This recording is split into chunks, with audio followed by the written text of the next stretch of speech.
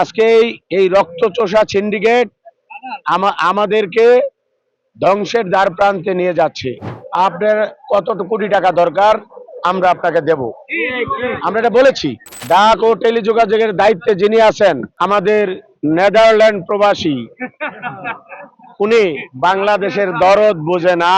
যৌক্তিক দাবি আদায় না হবে ততদিন পর্যন্ত আমরা এই পিচ ডালা রাস্তায় ঘুমাবো। প্রিয় সাংবাদিক ভাইয়েরা এবং আমার ব্যবসায়ী বৃন্দ, আমরা 2 ঘন্টা আগে আমরা আপনাদেরকে জানিয়েছিলাম যে ওনাদের একটা স্পেশাল জরুরি মিটিং আছে তারা ঊর্ধ্বতন কর্তৃপক্ষের সাথে, সেই মিটিং এর আপডেট আমাদের জানাবে। কিন্তু অত্যন্ত পরিতাপের বিষয়, এখন বাজে 6টা 20, আমরা কোনো মেসেজ তাদের কাছে পাইনি। আমি আপনাদের কাছে বিনয়ের সাথে বলতে চাই যে এনইআরই সিস্টেম, এই সিস্টেমের কারণে আজকে আমরা পথে বসেছি, আমরা রাস্তায় এসেছি। আমরা বারবার তাদেরকে বলেছি আপনারা আমাদেরকে ব্যবসা করার সুযোগ দেন, আমরা ব্যবসা করতে চাই। আমরা কিভাবে ব্যবসা করব? আজকে এনবিআর এর চেয়ারম্যান সাহেবের কাছে আমরা বলেছি, বিটিআরসির চেয়ারম্যানের কাছে বলেছি যে আপনি আমাদের বিটিআরসির যে 11টা বাধ্যবাধকতা আছে, এই বাধ্যবাধকতাগুলো আপনি সহজ করেন, শিথিল করেন। এনবিআর কে আমরা বলেছি আপনি আমাদের ট্যাক্স সহনীয় পর্যায়ে করেন, এটা 10 থেকে 12 সর্বোচ্চ, সব নিয়ে সারচার্জ সহ। আমরা এটা জনগণে, শুধু আমি মোবাইল ব্যবসায়ী না, এটা জনগণের কথা, 20 কোটি মানুষের কথা। আপনি কেন এই মোবাইল ব্যবসাকে একটা সিন্ডিকেটের হাতে তুলে দেবেন? আজকে এই রক্তচোষা সিন্ডিকেট আমাদেরকে ধ্বংসের দ্বার প্রান্তে নিয়ে যাচ্ছে। আমরা আগেও বলেছি যে আমরা মোবাইল ব্যবসায়ী, আমরা মোবাইল অ্যাক্সেসরিজ ব্যবসায়ী, আমরা টেকনিশিয়ান, আমরা মোবাইল যন্ত্রাংশ ব্যবসায়ী, সর্বোপরি আমরা সাধারণ জনগণত, আমরা আমাদের অধিকারটা বুঝি। অতএব আমরা বারবার যে কথাটা বলতে চাই যে আপনারা আমাদের ব্যবসা করার সুযোগ দেন, আমরা ট্যাক্স দেই, ভ্যাট দেই, রিটার্ন দেই, পাশাপাশি জাকাতও দিই।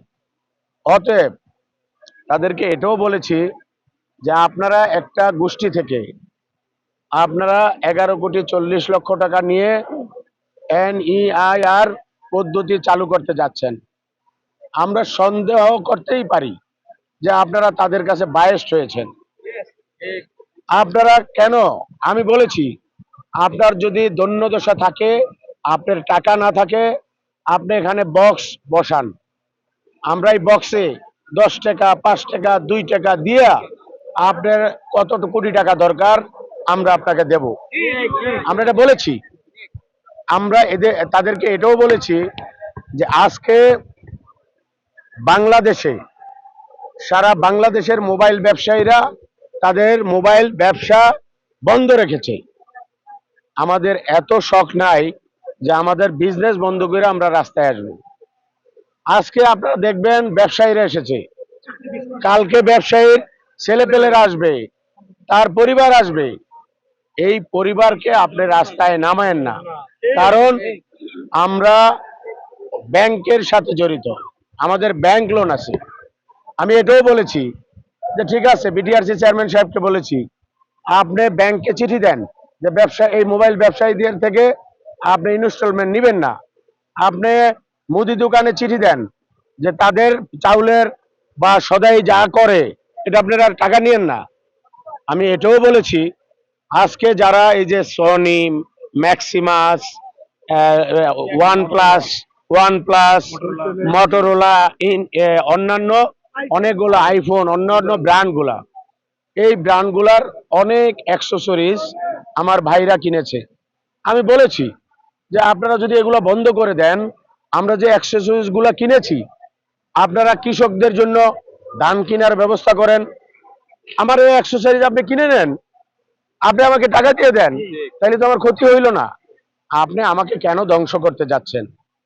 আপনারা বিবেকের চোখ, প্রিয় সাংবাদিক ভাইরা, আপনারা সরকারকে বলেন, তাদেরকে বুঝান যে ওই যে হঠকারিতা, এই যে আপনার অনিয়ম, এগুলা থেকে দূরে থাকতে দেন তাদের।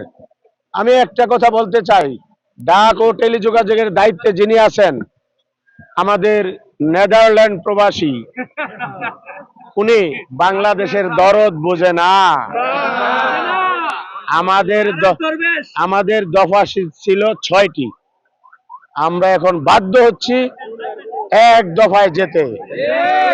যিনি তার বন্ধুকে খুশি করার জন্য আজকে এনইআইআর সিস্টেম চালু করতে যাচ্ছে।